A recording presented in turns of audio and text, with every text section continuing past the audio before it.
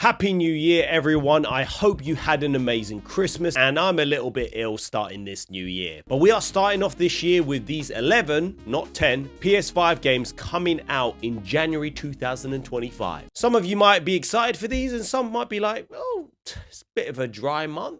But let's start with the PS Plus, and would you believe it, we have Suicide Squad Kill the Justice League. No. Wait. 1 year after launch, and it's on the PS Plus, flipping 7 years to make. Good times playing that game. We have Need for Speed Hot Pursuit for the PS4, which I've never played, and Stanley Parable Ultra Deluxe. Those are available from the 7th, so make sure you download them, especially Suicide Squad. I'm your daddy. At number 11, we have Wuthering Waves, and this is a free-to-play story-rich open-world RPG. And this did get a nomination for Best Mobile Game. And version 2.0 is out, and it is out on consoles. You wake up from your slumber as Rover, and you are joined by a vibrant cast of resonators on a journey to reclaim your lost memories and change the world. And when you look at this game, the graphics are beautiful. This looks like a game you could get lost in. Now, there has been some comments online saying that the game doesn't look too well optimized for PS5, which it is a bit annoying. It is. But I do assume they're going to be rolling out some updates. It's a free-to-play game, but you can also play with up to 2 other friends, but you will need to reach union level of 22 and above. And the combat looks a lot of fun with this massive open world with all these enemies. This is the sort of live service game I think is meant for me. It's story-driven. I do need to give this one a try. You can play up to 3 players in your party, and there are 17 playable characters, and I love the way you can switch effortlessly in and out of battle. All these characters have different rarities, elemental attributes, and skills. Now we have Wise Memoir, The Oath in Felgahang. This is a classic coming this month, and don't judge it by the graphics, as people have said this is one of the best RPGs that was on the PSP. This game follows thrill-seeking protagonist Adol and his blue-haired companion Doggy as they return to Doggy's homeland of Felgahang. The 8 years they've been away have not been kind to the lands, which are now filled with roaming monsters, a newly active volcano, and a greedy new overlord exhorting the suffering residents. While Dogi seeks help from his former master, Adol remains to help the locals, only to find himself embroiled in a world of conspiracies and ancient legacies. This classic has been remastered with high-definition visuals, the music, and alongside other updates like new character illustrations and accessibility options. Now, at number 9, we have another remaster already.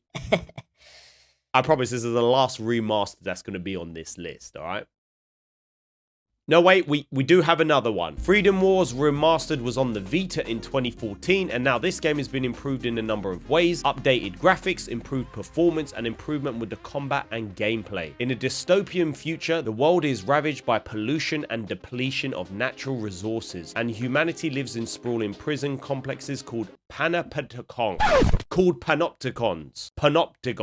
set in a nightmarish future where anyone born in this hellscape are deemed sinners. Players seek their freedom by volunteering for extremely dangerous combat operations to compete with other panopticons from what remains of the planet's dwindling resources. The gameplay looks fun with its third-person shooting, the up-close combat, and there's a few different waves of fighting. There are some upgrades you can do in your weapons, and I feel like if you're someone who played the original, then this is probably one for you. Now, at number 8, I know there's a lot of people excited for Dynasty Warrior Origins. I'm quite excited for this, if I get round to it. If you didn't know, there has been a hell of a lot of Dynasty games, and if you're someone like me who has never played any, can you jump into this one? You can. This one tells the story from a different perspective from a martial artist who has amnesia, and you will travel across the vast Chinese continent, meeting heroic figures and making a name for yourself. And the most unique thing about these games is the huge battles between armies. And yes, you will be fighting up against thousands of enemies, and there's a lot of flexibility in how you go about these battles. Before you go into battle, you will choose how to fight and who to fight, and if you're that confident in yourself, you could literally go in by yourself. Forget it, I don't need any backup. You might just get destroyed, but you can do that. When you're in battle, you will have a courage meter, and this can change the dynamic of the battle, so armies with low courage will become less effective and even passive during battle, but if it is a high, then you may be at a disadvantage. The battles look like the most fun in this game, and it's what it's most focused on, but you will travel around the Chinese continent, unlocking new areas as you beat more armies, and you will meet new characters and progress the story. You will then be able to buy new weapons, and you can use up to 9 different weapons with different characteristics, and they look distinctively different, and you can switch these during battle. And as you improve these weapons, you will also master these weapons. You have powerful arts for each weapon and different abilities that you can fit your playstyle to. Now, there is a lot that's interested me about this game, and to be honest, January is looking pretty dry. This might be one I pick up. Now, in number 7, we have Tales of Grace's F Remastered.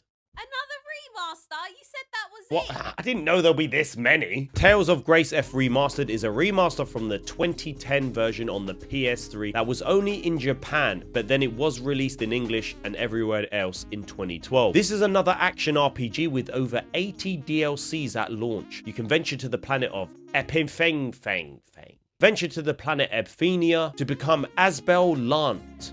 I think that's his name, as he is joined by his childhood friends and the mysterious Sophie on a journey after becoming drawn into a conflict between 3 kingdoms fighting for control of the planet. You can switch between battle styles to freely control how you want to play. Your characters will have unique traits to change the battle speed with Excel mode. Now, this doesn't look like something's for me, but again, if you've played the original, I can imagine you're very excited for this. Now, in number 6, you have this side-scrolling arcade action game within the Star Wars universe, and you must take back the Thebe Palace. You can play in couch co-op the entire 10-level campaign, and I have to say, these levels look really fun, especially with your friends. And I'm talking about if you are over 30, and to be honest, this would be a lot of nostalgic fun playing couch co-op with your friends. Maybe I'll invite a friend over.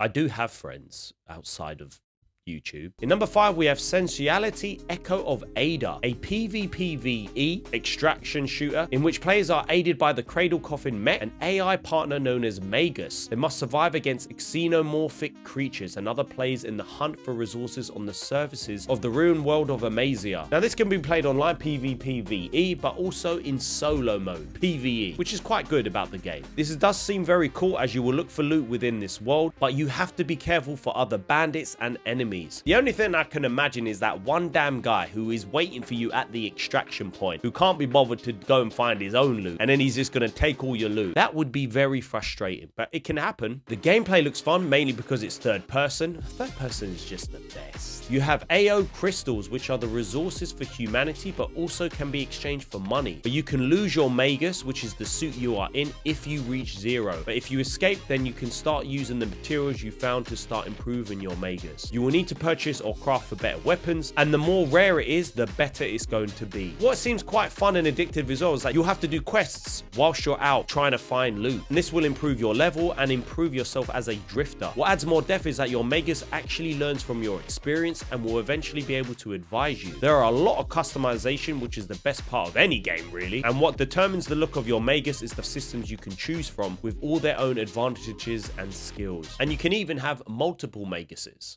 Man, I feel ill.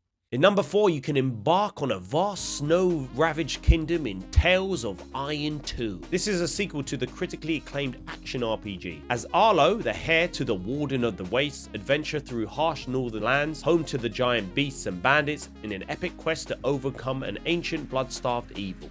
That's what it says on the description. The art style looks incredible, but not only that. When I first heard this trailer, I was like, no, this guy sounds familiar. I'm sure you can guess it in 2 seconds. Peace is a fairy tale. The gameplay looks brutal and beautiful, and you have to love some of these Metroidvania games. The different enemies and the big bosses. I think this is going to do quite well, especially because it's a sequel. In number 3, if you love tactical stealth games, then the Stone of Madness is coming out end of the month. This is set in the 18th century Spanish monastery. 5 prisoners pool their skills and resources to face their phobias and have to uncover the mysteries of the monastery and find a way to escape. This looks exactly like Disco Elysium, and that game won so many awards. Everyone freaking loved that game, and there's like 100 hours at least to get in that game. But these are the same developers from the Blasphemous series, if you're familiar with those. This looks super hard and just so damn beautiful. And whether this isn't your sort of game or not, the art style and colors and stuff are beautiful. In number 2, we have Sniper Elite Resistance. I've never played any of these games before, but there's been so many. This one is a new story that runs parallel with Sniper Elite 5. Harry Hawker, an agent of the Special Operations Executive, takes the lead for the first time as he discovers an insidious new weapon. A weapon so powerful that may guarantee the Nazis will win the war. You have a standalone campaign, you have a trademark X-ray kill cam, advanced gunplay physics, new propaganda missions, authentic World War II weapons and customization, fan favorite invasion mode, hence online multiplayer modes. And to finish off January, we have Citizen Sleeper 2, a deep narrative RPG. This sequel takes players to the Star Wars Belt, a richly realized ramshackle set of habitats in an asteroid belt full of secret stories and characters trying to make ends meet. You are a sleeper on an emulation of a human mind housed in an artificial body. You are on the run from the corporation that made you and the gang that seeks to control you. You will command a ship, build a network of crew and allies, and take on challenging contracts as you seek to build a future for yourself. You can choose a class, you can configure your skills and assemble your crew in a unique tabletop inspired gameplay. Your future depends on the roll of a dice as you make difficult choices in a complex world. Reinventing the award-winning systems of Citizen Sleeper, this RPG will satisfy both fans of the original game and new players alike. I don't think this game is for me, and to be honest, with January, for me it's quite dry, and there's nothing wrong with that. I'm currently playing Metaphor ReFantasio. I've put in over 12 hours, and so I'm enjoying the kind of break from other games. Obviously, February we've got some good games coming out, and some that are a bit, you know, controversial. I'll wash away his failure with your blood. What do you think about the games in January? Are you buying any in January? Or are you working on that backlog? Drop your thoughts in the comments and let me know. Let's take a look at the comment of the day from my previous video. Top 10 third-person shooter games to play on your PS5. Shout out to Guy Lee. Hilarious video. Fantastic job. Congratulations on 10 platinums. I'm chasing number 10 right now. Great list of games here, and I've played all except Warhammer and Marvel's Heroes, which now I think I'll definitely try. By the way, Queen Elsa's acting is top tier in this one. Thank you for the comment, dude. I appreciate it. Yeah, Elsa's acting is getting very, very good. Listen, she's not even taking any classes. Yeah, I'm so glad I got my 10 platinum trophies. I'm gonna aim for another 10 this year minimum, so let's try and get at least 20 this year. There's a lot of third-person shooter games that, man, Returnal comes to mind. There's just so many good ones. I'm just currently playing Metaphor ReFantasio. I know it's not a third person, but this is a game I never thought I would actually like. Anyways, I'm blocked up. I'm gonna go. I'll see you soon.